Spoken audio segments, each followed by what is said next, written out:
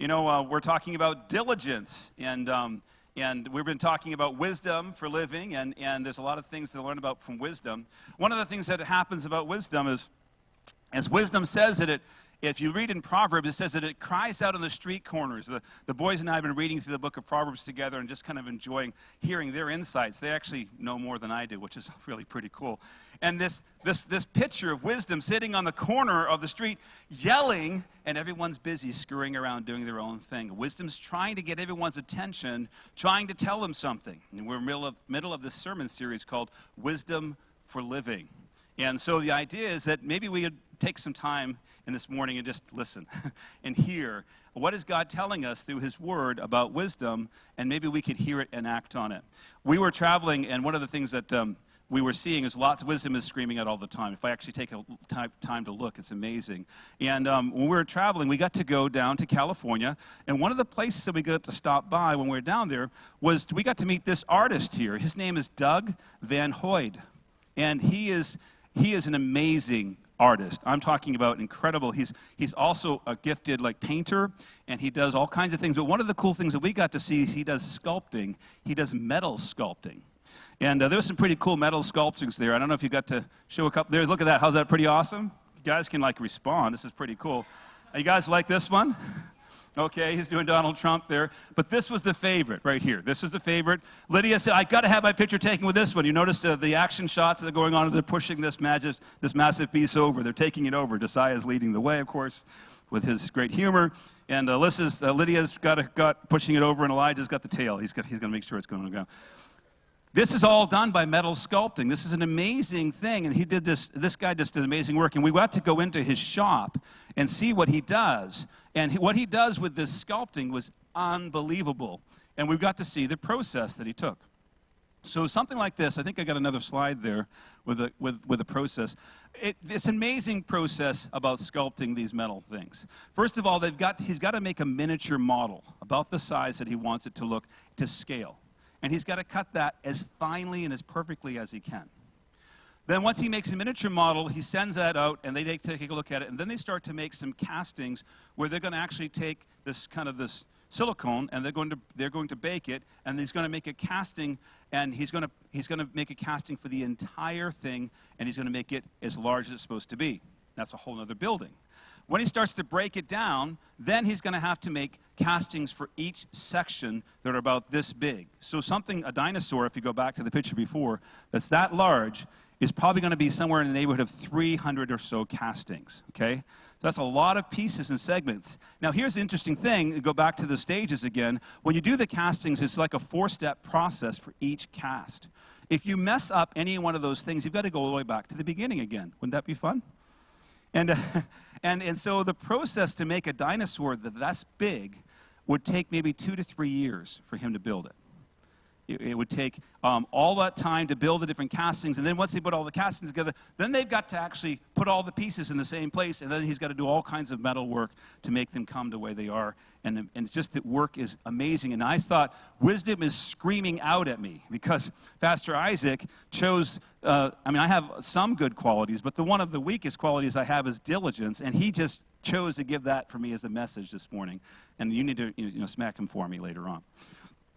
But wisdom was crying out in the streets. Wisdom was saying, look at diligence. Look at diligence. This guy was like the epitome of diligence. Here was this 84-year-old man in perfect health, his wonderful, beautiful wife who was with him, helping him in his shop, and they've been doing this for all these years, and he was like a beautiful picture of what diligence looks like. If you have your bulletins this morning inside, you have some sermon notes, you can pull those out. If you have a pen or pencil, you can use that. If not, raise your hand, and the ushers will help you get a pen and help you with the notes this morning. And here's the deal. Diligence is a zealous and careful nature in one's actions and work, decisive work ethic, steadfastness in belief, fortitude, and the capability of not giving up. Budgeting one's time, monitoring one's own activities to guard against laziness. And I got this from a very reputable source, Wikipedia. Okay? So you can always trust the internet, right? Anyone need a pen? He's got an usher here as a pen if you want a pen. But there's a lot of truth in what Wikipedia had there. I like that definition. Looked at many definitions. I thought that's actually what I think about when I think about diligence. There's a lot of pieces to that.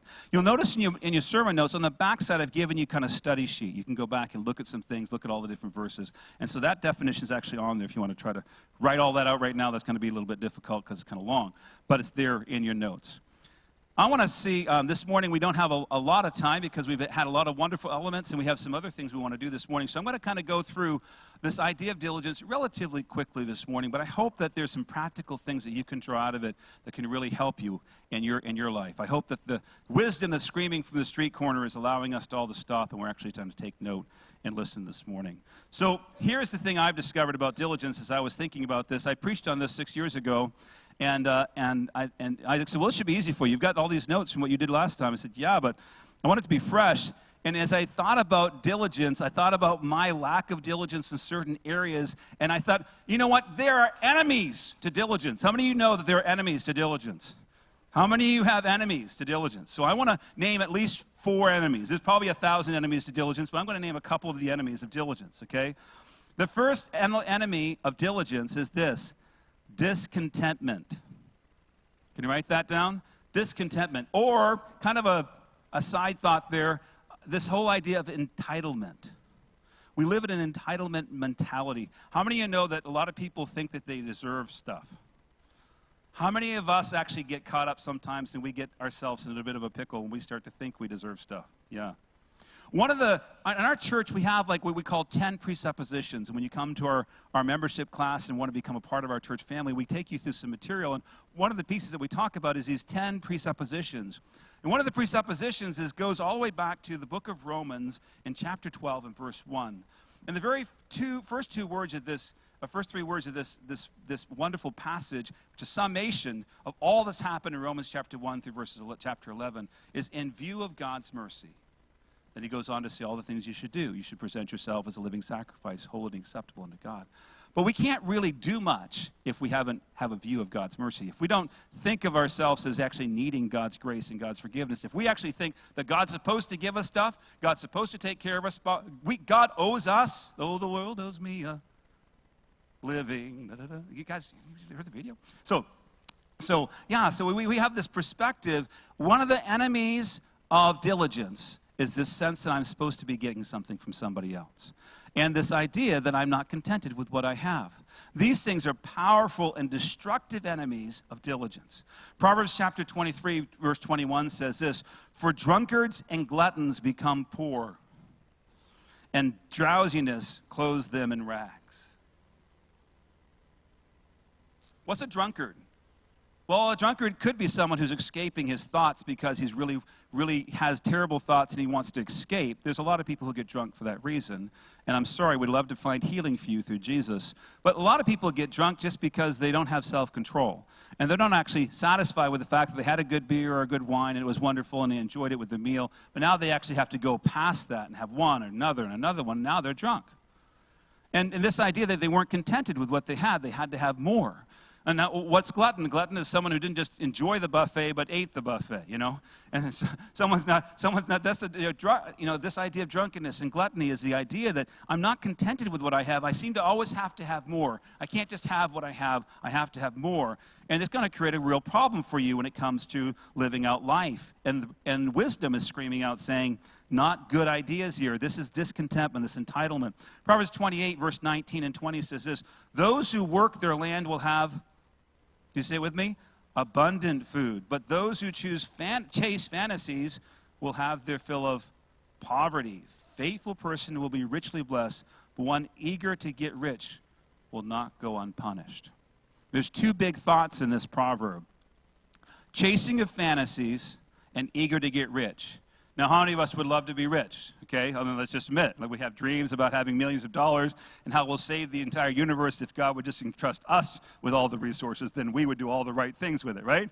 Anyone have that dream besides me? Like, I always have this dream about once, I don't know, a couple times a month, I'll have this dream about God giving me all these resources, and then I can save the world, and then it'll be all good. It's just really crazy.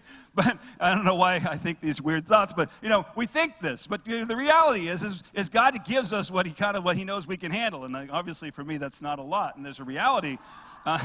And so this reality that we live inside of this side of discontentment and entitlement, but this idea that if I start chasing fantasies, here I am, God's given me this. Maybe you got this job, or maybe this family, or this home, and this place. And you don't actually work at your job, work at what you've been given, and you keep thinking, well, one day I'm going to have that and this, and I keep on, all my energy is going somewhere else. All my energy goes somewhere else, and what's going to happen? I'm going to be broke. I'm going to be bankrupt. I'm not going to ever get what I'm supposed to get done. And I don't get this done, then I won't be able to get more later on. And this is the reality of what happens with this whole enemy of diligence, is this idea of chasing a fantasy, this discontentment, this idea of entitlement. And this one who is eager to get rich will not go unpunished. One who's eager to get rich it's not necessarily wrong to want resources and dream about how you can use them for the betterment of everybody around you. Like, my Tesla, that was important. But what the reality is that if this is driving us, if this is our motivation, we're in trouble. We're in trouble because we're not contented with what we have. This is an enemy.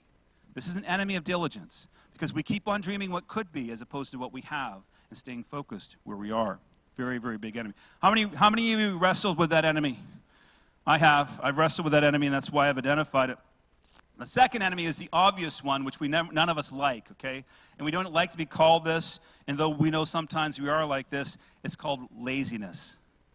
The Proverbs likes to refer to it as the sluggard. He has this terrible term, like how much more awful of a term could you be called than you're just a sluggard? I mean, you could be called a lot of bad things, but that's that's like the worst, almost like just really getting down there. You're just a sluggard. This is a terrible word, but the proverb keeps using it. And sadly, sometimes it refers to things I do, and I don't like it very much. This is terrible. So this idea of laziness is selfish. Proverbs chapter 6, verse 9 through 11 says, "How long will you lie there, you sluggard? When will you get up from your sleep? A little slumber, a little folding of the hands to rest, and poverty will come on you like a thief, and scarcity like an armed man." How come I don't have what someone else has? Well, maybe you got to get up and start working. Maybe you got to get moving. Maybe you can't stay there all the time. This idea that we can just do nothing and expect everything to come to us. Laziness is a very difficult thing, and the reality in our culture, because we have so much, and we have so much options and so much access to stuff, we have the opportunity to be lazy. And laziness is really, this is the enemy. This is like the primary enemy of diligence. And if you're like me, we wrestle with this from time to time. And sometimes our laziness comes from different factors, and we're kind of talking around those a little bit today. But one of them is just pure selfishness. I just don't want to do anything. I just want to sit here and do nothing. Anyone ever think that thought? Am I the only one who thought that thought? I mean, sometimes that's okay, and sometimes we need rest. But I would encourage you to get with healthy people, not people who enable you, but healthy people, and ask them, is this too much? And the person who says no isn't your enemy, by the way. They're probably saying, we love you, but yeah, you might need to step it up a bit. And that's okay. This is going to stop you from accomplishing what you want. These are the enemies of diligence. Well, here's another big one. It's kind of connected to laziness, but it's actually got its own little twist to it. You ready? Procrastination. Oh, I heard some sighs in the room. Okay, procrastination. Anyone better at procrastinating than me? Oh, I've got a bunch of bigger procrastinators than I am. Oh, my word. The masters of procrastination right here, Community of Hope Church. Yes, we can make it happen for you if we decide to, or maybe someday we'll get there. It might happen, right? Procrastination, look what it says here. This is a terrible proverb. This is awful. He says in Proverbs 24, read this with me. I'll read it out loud. You just read it along. "I went past the field of a sluggard, past the vineyard of someone who has no sense." Thank you very much. "Thorns had come up everywhere. The ground was covered with weeds, and the stone wall was in ruins. And I applied my heart to what I observed and learned a lesson from what I saw. A little sleep, a little slumber, a little folding of the hands to rest. And poverty will come on you like a thief, and scarcity like an armed man." Procrastination is a terrible thing. We keep thinking, well, it's not a big deal. I'll get to that tomorrow. And in every culture, you have this thing called tomorrow, okay? I've learned many languages or several languages, and several of them, in all the languages, I know the word for tomorrow. So in an Arabic, it's called bukra, bukra. You keep doing it, you keep kicking the ball forward, bukra, bukra. In Spanish, it's mañana, right? Mañana. We know the word for tomorrow. Because the idea of procrastination isn't just lost on me or you. It's a human condition, okay? This is the enemy of diligence. Procrastination is a terrible enemy of diligence. And you need to think about this guy. He's pretty tough. One of the key verses that's outside of Proverbs that I would bring you to is Ecclesiastes chapter 11, verses 3 and 4. It's an amazing passage of Scripture in Ecclesiastes 11, 1 through 6. I really love those passages of Scripture, but this particular section is awesome. He says here in Ecclesiastes 11, 3, he says, if the clouds are full of water, they pour rain on the earth. How many think that's duh? Thank you, Solomon, for all your wisdom. What makes you smarter than me? We all know that, okay? Yes. Okay, the problem is he's talking to a farmer. He's talking to a farmer who needs to go plant his field, okay? And the farmer wants a crop. And he knows, because he doesn't have irrigation, he knows that he needs to wait for rain in order for his crop to really take seed the way he wants it to. So he's waiting for what? Rain. And so he's looking to the clouds. And so he's looking at the clouds, and he knows the clouds need to be full of water, and they bring forth rain. So he says, whether a tree falls to the south or to the north, and the place where it falls is where it lies. We can talk about that later. Okay, whoever watches the wind, this is really connected here. Ready? Verse 4. Whoever watches the wind, can you say it with me? Will not plant. And whoever looks at the clouds will not reap. Listen, you keep on wanting the stars to be aligned. Well, if so-and-so does such and such with so-and-so, and cousin such and such gives me $5 to do such and such, and all this complex stuff has to happen before I can actually act. Anyone ever make those kind of unique... You've seen that before from someone else, of course, right? Where there's all kinds of reasons why they can't actually do something because all of this might happen because you don't know if the stars aren't aligned, and maybe if we could, and how about just going and doing what you're supposed to do? It's hard. Procrastination is one of the biggest enemies of diligence. And the Scripture kind of teaches us about it. Probably the biggest enemy, though, that I've faced, even recently, as I've been doing this study, I actually, the Holy Spirit was showing me, Phil, this is part of what you wrestle with. This is a big thing that you wrestle with. And this is one of the big enemies is doubt. Doubt and fear and disbelief. Proverbs 26:13 says, a sluggard says, there's a lion in the road, a fierce lion roaming the streets. Oh no, I can't go do that because something terrible will happen. I can't go outside because that lion, he's got to get me. Oh no. Right, so the proverb here is actually being very facetious and actually very, condescendingly kind of sarcastic here, okay? This is like a very ripe proverb for someone who likes to rip on people, okay? He's basically telling them, you're hiding, and how many of you know there's not a lion in the streets, okay?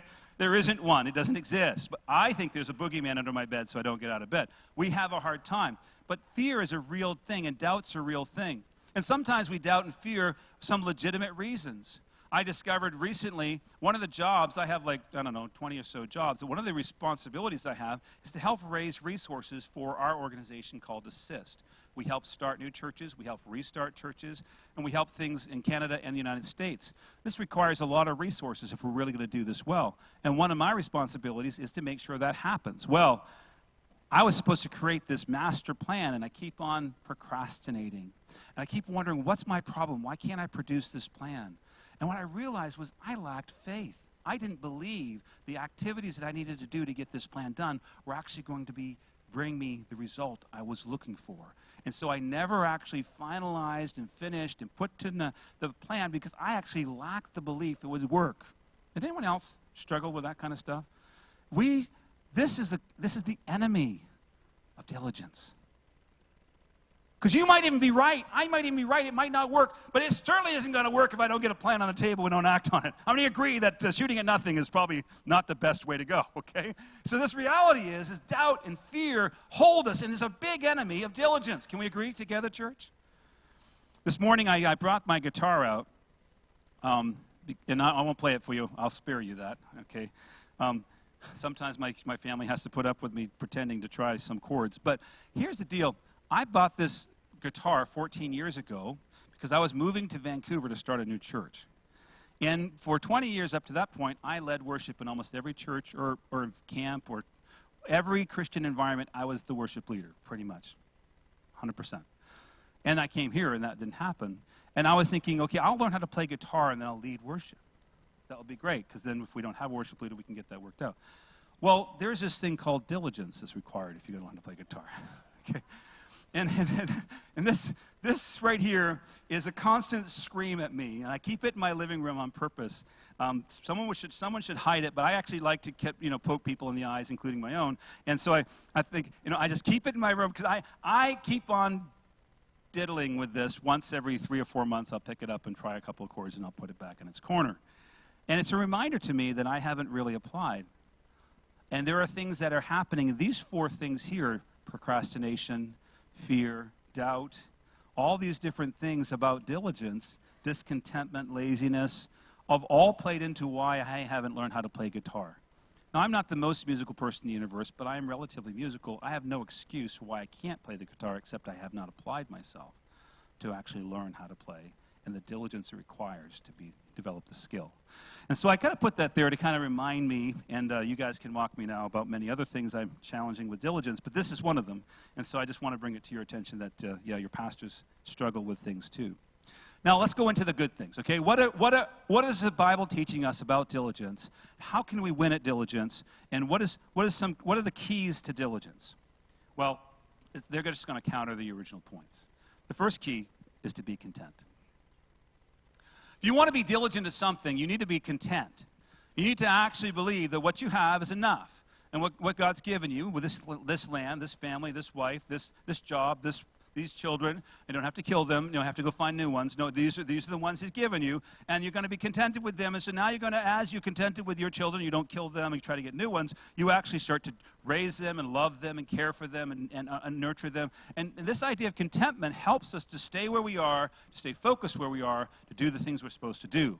And if we do not, we keep dreaming about something else, hoping for something else, we'll never actually focus on what is actually ours and our responsibility. So we go back to Proverbs 13, verse 4. A sluggard's appetite, can you say this with me? A sluggard's appetite is never filled, but the desires of the diligent, can you say this, are fully satisfied. You know what? There's nothing like working hard to accomplish something. My boys, this last couple of weeks, Mom is gone. She's out in Switzerland with Anna, and thank you for praying for her. Anna's doing well. In fact, if you didn't get a newsletter, I sent out an email yesterday, and if you didn't get it, let me know. We can make sure you get that information. But here's the deal. They're learning how to make special gourmet hamburgers. Isn't that fun, Elijah? We've been having a good time, haven't we? Yeah, and so we're putting onions in there, and we're putting in some Parmesan cheese, and we're putting in some yummy spices, some garlic, and some cut up, whatever. We're making some serious hamburgers, and we're putting them on the grill. And Josiah sits down at his hamburger, and he says, "This is the best hamburger ever." Well, I don't know if it was the best hamburger ever, but he put his sweat equity into that hamburger, and you know what? That made that hamburger taste so much better. When you put your sweat equity into whatever you're doing, you're going to be so much more satisfied than when someone gave you, though I keep asking for the Tesla, I'm open with that. But, the truth is when someone gives you something, you don't appreciate it nearly as much as when you work for it. And this is what the Proverbs is teaching us. He says, listen, you want to be satisfied, you actually want to be contented, well, work for what you have. And he says, a sluggard's appetite is never filled, never enough, more and more, give me more. He says, no, desires for the diligence are what? Fully satisfied. Here's the second point. You already know this one, okay? Apply yourself. Work hard. Duh. Let's not overlook it, okay? This is important. Apply yourself, work hard. I could actually play the guitar if Lazy Phil would actually get on the guitar and start playing and practicing, he could play the guitar. Apply yourself, work hard. Proverbs 6:6-6 says, go to the ant, you evil word, you sluggard. Consider its ways and be wise. It has no commander, no overseer or ruler, yet it stores its provisions in summer and it gathers its food at harvest. He works. You don't see a lazy ant. The ant is always moving, doing something, working. Proverbs 12:11. Those who work their land will have, can you say it with me, will have abundant food. But those who chase fantasies have no sense. Here's a basic thought that I couldn't find a specific verse that nailed it, but this is wisdom from Pastor Phil, so if you can take it from me, I appreciate it. I do think there is biblical sense about it, but there wasn't a verse that kind of nailed it, okay? So here's this, the next point I want to make, okay? A key to diligence, right away. How many of you agree with me? Right away. It's true, isn't it? Right away. Don't say tomorrow, but today. Can you say that with me? Don't say tomorrow, but today. Okay? When are you going to get that done? Tomorrow. No, don't say that. Don't say tomorrow, say today. So this is the key to diligence, okay? Proverbs 12:27 says, "The lazy do not roast any game, but the diligent feed on the riches of the hunt." The lazy is still waiting in bed, waiting for someone to feed him, and the diligent went out, caught the game, cooked it, and is now eating it and having a good time eating his yummy food, whatever he's got there, okay? This is what's going on because he does it right away. There's a couple of little proverbs that are out there that no one can take credit for because they've been around for a long time, and I thought we'd just say them today.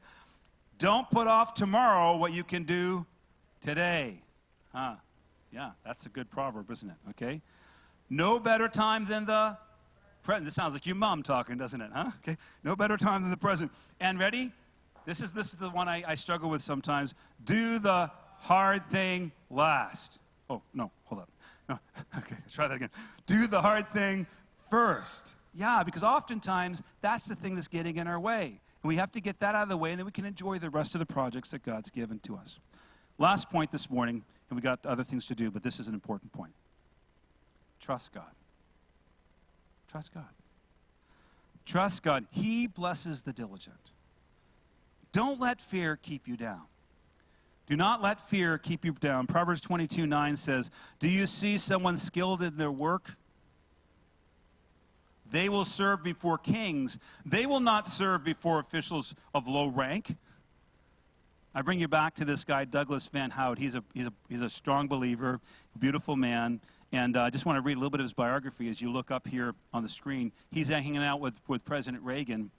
And Doug Van Hout has been commissioned to work for heads of countries. His oil painting of Yellowstone Falls was presented to the Queen of the Netherlands during the Netherlands American bicentennial celebrations in Washington, D.C. He has twice been received as a guest of the government of Taiwan to present his work to President there and the other two presidents. His bald eagle, Masters of the Wind, is displayed in the office of the Secretary of the Interior at Washington, D.C. His portrait of the Attorney General, Edwin Meese, hangs in the Hall of Justice, and his well-known Friends of Freedom bronze sculpture, after many years in the Roosevelt Room of the White House, is now in his new home at the Reagan Library, and on and on and on. See, can we read that verse one more time before that? Do you see someone skilled in their work? They will serve before kings. They will not serve before officials of low rank. My friend, where do you want your work to go? What do you want it to do?